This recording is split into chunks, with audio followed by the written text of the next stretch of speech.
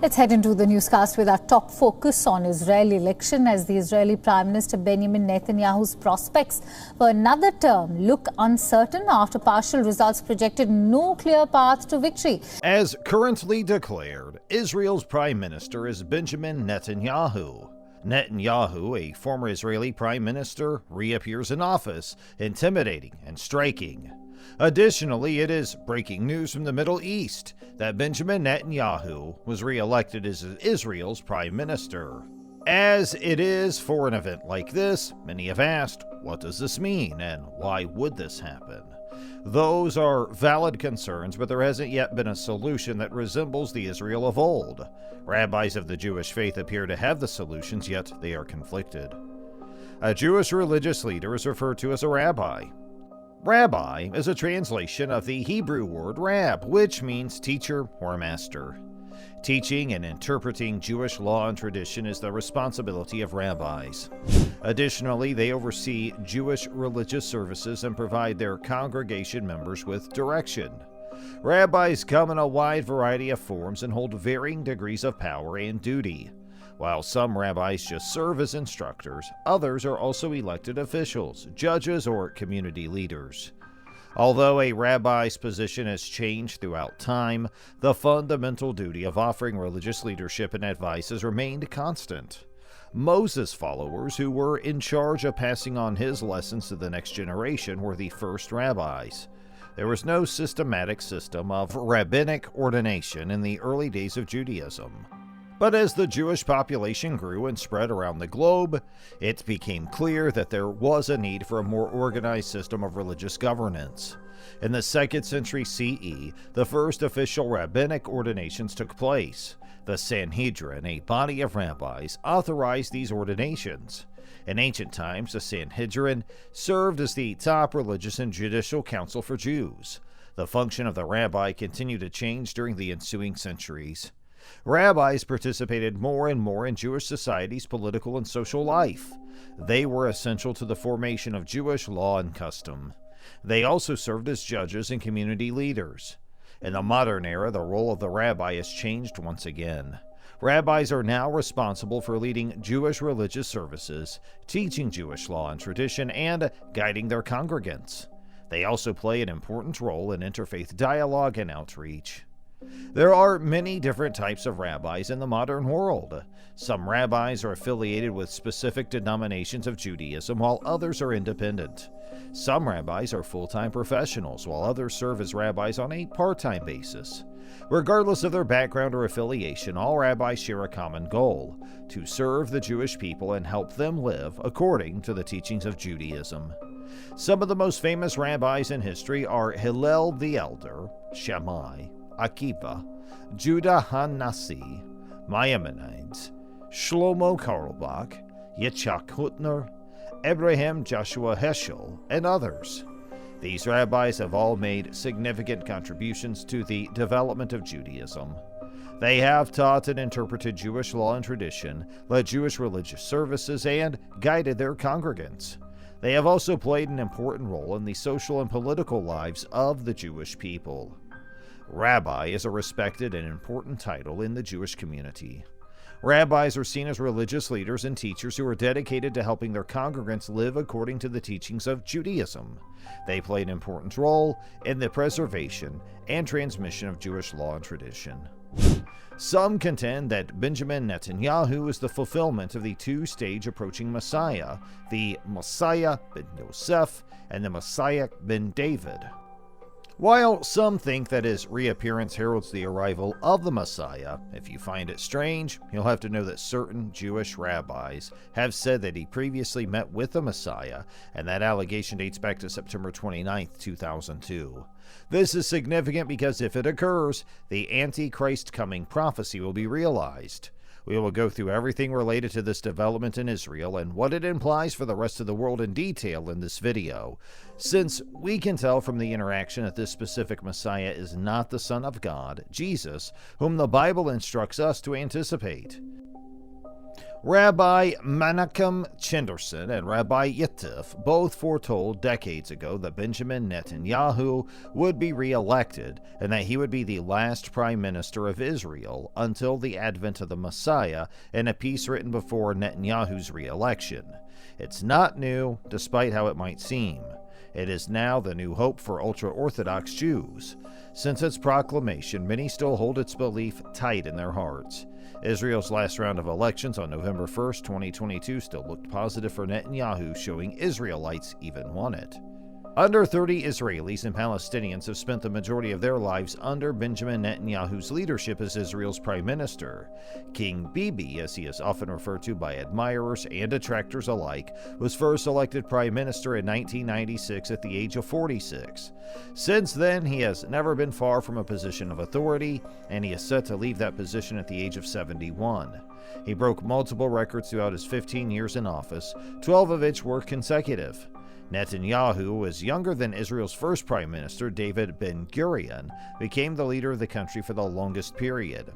Netanyahu's internal followers view him as a tough-minded patriot, even though the rest of the world views him as an unyielding hardliner. Many people anticipate that he'll attempt to retake power at some point, but 3 ongoing criminal corruption trials may foil his efforts. In the 1980s, Netanyahu gained notoriety as a name on U.S. television, arguing Israel's case as a diplomat. He is a fluent English speaker with a strong American accent. The former commando made his political debut in the 1990s as a crucial player in the hardline response to the stalled peace negotiations between Israel and the Palestinians. After Yitzhak Rabin was assassinated in 1995, an early election was held the following year, which brought Benjamin Netanyahu and his opposing worldview to power. His long-lasting influence has been to take the nation out of a situation where the end of military rule over millions of Palestinians felt like a possibility, or as some Netanyahu adversaries said, a necessity if Israel was to prosper. Today's reality is one of Israel control over the entrenched occupation that appears to go on forever, which Netanyahu and other mainstream politicians aim to consolidate by annexation. Netanyahu made it plain that his overarching goal was for Israel to maintain a position of dominance, not compromise, in the Middle East, in his first speech to the U.S. Congress on July 10, 1996. In our Hebrew scriptures, which spread from Jerusalem to all of mankind, there is a verse. God will give strength to his people. God will bless his people with peace, he said. This is the original, inspired source for the truth that peace derives from strength. The Jewish state would stay isolated in the area unless it's relaxed its control over the Palestinians, according to Netanyahu, who has maintained his worldview for close to 3 decades. Following the first of several similar agreements, which Netanyahu signed in August last year, the United Arab Emirates and Israel established full diplomatic relations. He stated that strength attracts and weakness repels, as was once again demonstrated. In the Middle East, the strong survive, and with strength one makes peace. The Israeli peace camp of the 1990s, which he so despised, has been pushed to the margins of internal politics, demonstrating the strength of that message. Netanyahu's successor, Naftali Bennett, is a former chief of staff to his predecessor, and the two are ideologically aligned. Still, just weeks before Netanyahu's departure, his logic was questioned as protest, anger, and violence erupted across Israel and the occupied territories, which his critics said proved the Palestinian crisis could not be ignored or managed away, even for self-interested reasons. On the domestic stage, Netanyahu has long convinced the Israeli electorate that they have never been richer or safer, and his supporters laud him as Mr. Security. He has intermittently lost power since he was first elected, including to former Labor leader Ehud Barak, and then a member of his own Likud party, Ariel Sharon, but always managed to claw it back. Orit Galil-Zucker, the former head of Netanyahu's political communications team, said it would be premature to suggest his career was now finished. Netanyahu has not yet said the last word, she said. One should always keep this in mind when talking about his legacy. Her former boss, she said, had been in power for so many years thanks to his charismatic personality, his propaganda abilities, his understanding of political marketing, and the exercise of a government-backed, fear-based strategy. Seemingly an affable diplomat when speaking English, Netanyahu has played the dog-whistle alarmist in Hebrew to rally his nationalist base, infamously exploiting anti-Arab fears to win the 2015 ballot. In 2019, he was again criticized as being overtly racist, stating Israel was not a state of all its citizens, about the country's minority population of Palestinian citizens, almost a fifth of Israelis. And in the past few years, in a bid to save his political career, he has made election pacts with far-right Jewish extremists. His rivals and former allies accuse him of divisiveness and chipping away at Israeli institutions, including the judiciary, to maintain his position. Galili Zucker said, Netanyahu seems to have memorized Machiavelli's The Prince well. Achieving the goal is sacred even if the path is immoral. Public love is less important than fear, and ongoing propaganda ensures personal survival. With Hamas terrorists in Gaza, Netanyahu has fought 3 battles, the most recent of which was resolved last month. Netanyahu managed the 2014 conflict in which Israeli attacks claimed the lives of more than 2,200 Palestinians, the majority of whom were civilians, according to the UN, while being perceived in his own country as a combative recluse. The year was the bloodiest for Palestinians since the start of the occupation in 1967. On the Israeli side, 73 people died, mainly military men. Additionally, by supporting Saudi Arabia and Iran in a developing Middle East Cold War, he has drawn Israel into the conflict. As a result, Israel now often bombs Iranian soldiers stationed in adjacent Syria. The victory of Donald Trump, who gave Netanyahu a number of his core demands that were perceived as punishing the Palestinians, was maybe the greatest gift of his career. Netanyahu, meanwhile, was increasingly pursued by a corruption inquiry during those years. He also set a new milestone in 2019 when, while still in office, he became the first Israeli leader in active service to be charged with a crime. He is accused of exchanging favors with media and telecom moguls and accepting presents from millionaires.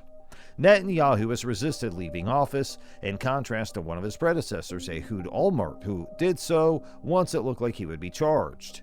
Indicted in 3 separate cases, including on charges of bribery and fraud, Netanyahu faces more than a decade in prison if convicted, but has vowed to fight the accusations, which he denies. 2 years ago, Netanyahu appeared to have successfully secured another term in office until disagreements erupted between Jewish ultra-Orthodox parties and the former defense minister and staunch secularist Avigdor Lieberman.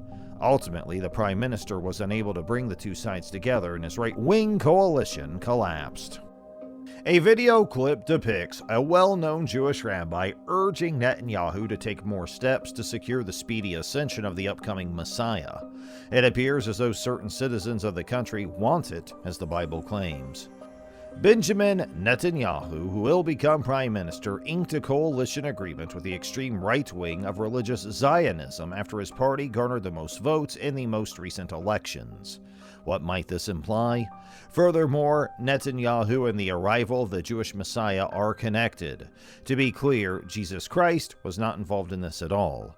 At the end of the video, we'll demonstrate how Jesus met all the requirements of the Old Testament laws and prophets in such a way that no one should have doubted him or turned elsewhere for a new Messiah. According to a November 19, 2018 story, Netanyahu is in control of the Messiah. Let's talk about a section to pique your interest. It pains me as a friend, as a brother, as a close friend to see how many people constantly spill Netanyahu's blood, but I have a surprise for them. He is going to stand tall on God's side.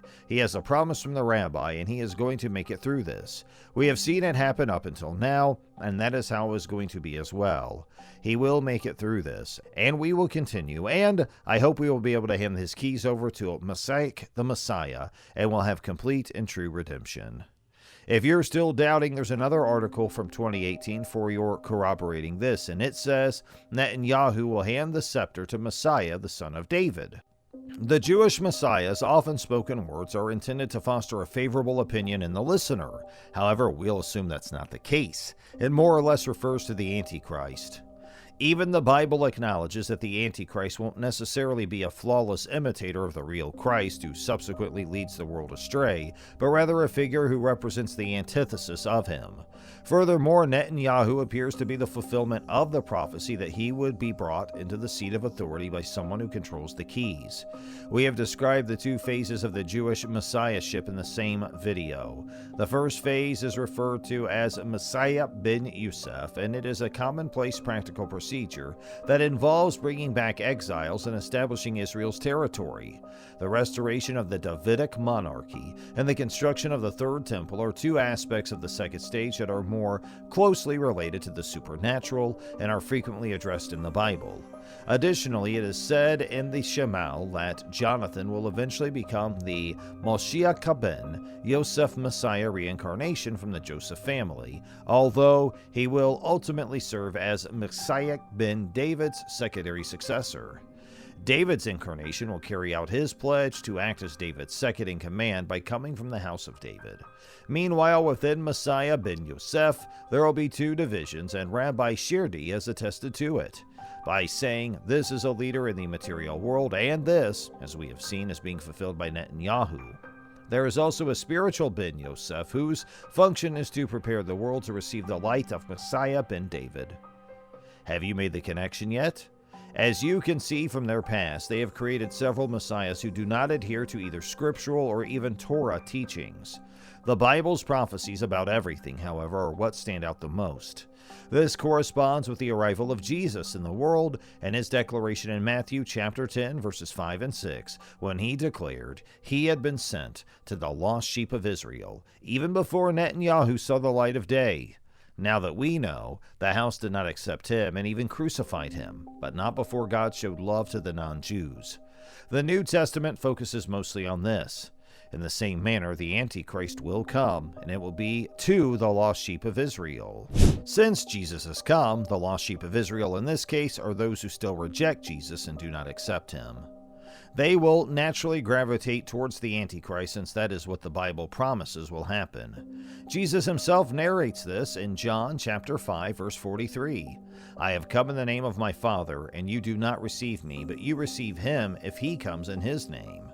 The Rabbi is quoted as saying, the Antichrist is the Messiah which the Jews are waiting for, in a July 25, 2020 story. Some of the traits of the Antichrist listed in the Bible were reiterated in the essay, including the fact that he would be a direct descendant of the house of King David of Judah, and that he would be the greatest political leader the world has ever known.